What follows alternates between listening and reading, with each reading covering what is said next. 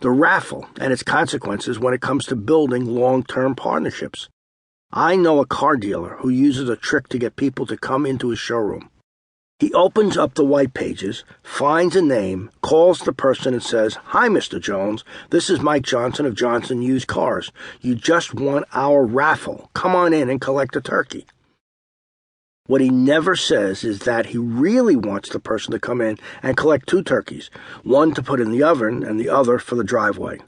By the way, there is no raffle. The turkeys are bought as premiums for anyone who walks through the door. The same salesperson would call up someone at random and claim to have found his wallet just to get his attention and then launch into his pitch. How much would you trust an approach like that? I'm not trying to be harsh towards those who sell automobiles for a living.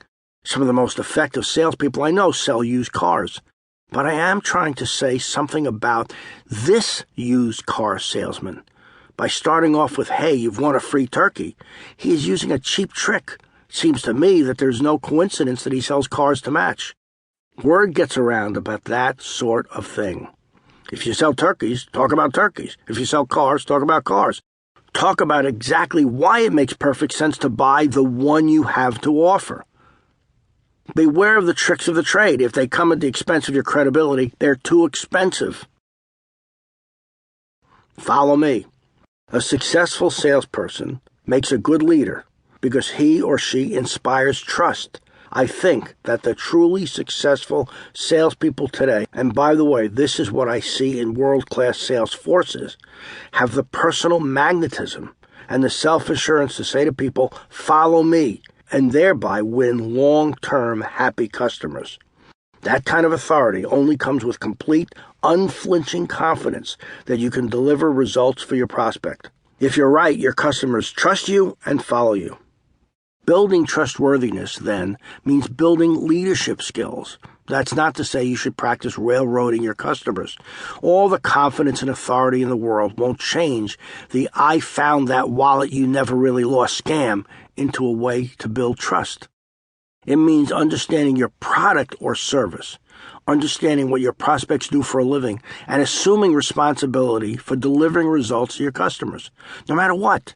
Prospects can sense when this is what you're offering, and they like it. What makes a good leader? A good leader has a vision. A good leader commands respect. A good leader sees the big picture. A good leader knows when to change direction. A good leader points out problem areas and is ready to discuss solutions. A good leader has confidence in both approach and attitude. And a good leader is accountable. All these traits add up to true trustworthiness. The real thing, too many salespeople focus on whether or not they have learned to appear trustworthy. That's not the point. You want to develop an earned reputation for following through on everything, and I mean every syllable that comes out of your mouth. That means, for one thing, absolute punctuality. If you say you'll call at 9 a.m., then call at 9 a.m., not 9:02 a.m. Better yet, call at 8:55 a.m., and be willing to be put on hold. Some salespeople take this principle and turn it into a recipe for annoyance. Others display the spark of professionalism necessary to demonstrate dependability and consistency as personal hallmarks. If you think such minor details don't have any real persuasive power, I have to disagree with you.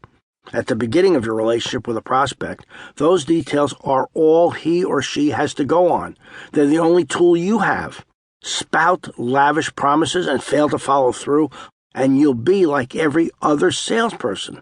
But say you're ready within the next 5 minutes to fax or email over a quote that completely meets all the prospect's specifications, then do it, and you're 1 in a million. Relationships are built on trust, and trust is built on evidence of all kinds. This does not mean that you must show that you're subservient.